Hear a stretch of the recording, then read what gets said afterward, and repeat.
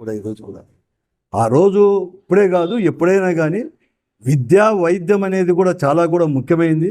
ఈ రెండు కూడా ప్రైవేటు పరం అవుతున్న దాన్ని ప్రైవేటు పరం కాకూడదు. విద్య కానీ వైద్యం కానీ, అది మెడికల్ కాలేజ్ విద్య కావచ్చు, లాంటివి కావచ్చు, వైద్యం ఇవన్నీ కూడా ప్రభుత్వం తరపున ఉంటేనే సామాన్యుని కూడా అందుబాటులో ఉంటుంది, న్యాయం జరుగుతుంది అని చెప్పేసేసే మేమందరూ కూడా వైఎస్ఆర్ కాంగ్రెస్ పార్టీ కూడా ఆ రోజు విద్యా వైద్యాన్ని కూడా ప్రభుత్వ పరంగానే తీసుకొని అన్ని స్కూల్స్ డెవలప్ చేసే కాకుండా హాస్పిటల్ డెవలప్ చేసే కాకుండా ఈ రాష్ట్రంలో వైఎస్ఆర్ కాంగ్రెస్ పార్టీ ప్రభుత్వం కంటే ముందు కూడా కేంద్ర ప్రభుత్వం కానీ అప్పుడుండే రాష్ట్ర ప్రభుత్వం 3, 4 ఈ రాష్ట్రానికి పర్మిషన్ ఇస్తా అంటే కాదు అని చెప్పేసి ఒత్తిడి తీసుకొచ్చి కేంద్ర ప్రభుత్వం పైన 17 వైద్య కళాశాలను అటాచ్డ్ హాస్పిటల్ కూడా తీసుకొచ్చింది జగన్మోహన్ రెడ్డి గారు ముఖ్యమంత్రిగా ఉన్నప్పుడు.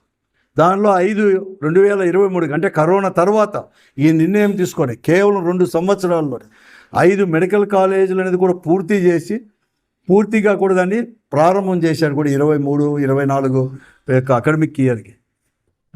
ఒకటి వచ్చి పులివిందల అవన్నీ కూడా రెడీ అయిపోయేటప్పుడు ఈరోజు అన్నీ కూడా 10 మెడికల్ కాలేజీలను తీసుకొచ్చి దశల వారీగా కూడా ప్రైవేట్ పరం చేయడం చాలా అత్యంత దుర్మార్గమైనది. దీన్ని మేము వ్యతిరేకిస్తున్నాం. మేమే కాదు, ప్రజలందరూ కూడా వ్యతిరేకిస్తున్నారు.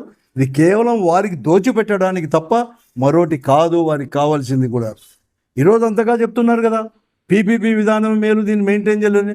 మళ్ళీ ఈరోజు అమరావతి రాజధాని కూడా మీరు నెత్తిపైన వేసుకొని 1,00,000 కోట్ల అప్పు తీసుకొని వచ్చేసి రైతుల నుంచి భూమిని లాక్కొని మేము 5 సంవత్సరాలు కాదు 7 సంవత్సరాలనే కాకుండా 1,00,000 కోట్లు కూడా చాలదు అని చెప్పేసి మీ నెత్తిపైన వేసుకునేవాళ్ళు. ఈరోజు వైద్యం కావచ్చు, లేకపోతే ఎడ్యుకేషన్ కావచ్చు, మెడికల్ ఎడ్యుకేషన్ కావచ్చు, ఆ కాలేజీలను తీసుకోవడానికి ఎందుకు మీరు చేయకుండా రాజధాని కూడా మీరు పీపీపీ విధానంలో చేసినారు? ఏమన్నా దాన్ని నెత్తనేసుకునే వాళ్ళు దీన్ని కూడా నెత్తనేసుకోవాల్సిన అవసరం ఉంది కదా. కాబట్టి మేము వ్యతిరేకిస్తున్నాం. అందుకోసమే వైఎస్ఆర్ కాంగ్రెస్ పార్టీ కూడా రేపు ఈ యువజన స్టూడెంట్స్ గారి యొక్క ఆధ్వర్యంలో పెనుగొండ అంటే ఎక్కడ మెడికల్ కాలేజీలు ప్రారంభించి కొంచెం కట్టడాలు చేసి నిలబెట్టినారో అక్కడ పీపీపీ విధానంలో ప్రైవేట్ పరం చేస్తూ అక్కడే కూడా పెద్ద ఎత్తున ధర్నా చేయాలని చెప్పేసి రేపు చేస్తున్నాం. మేమంతా కూడా వెళ్తున్నాం.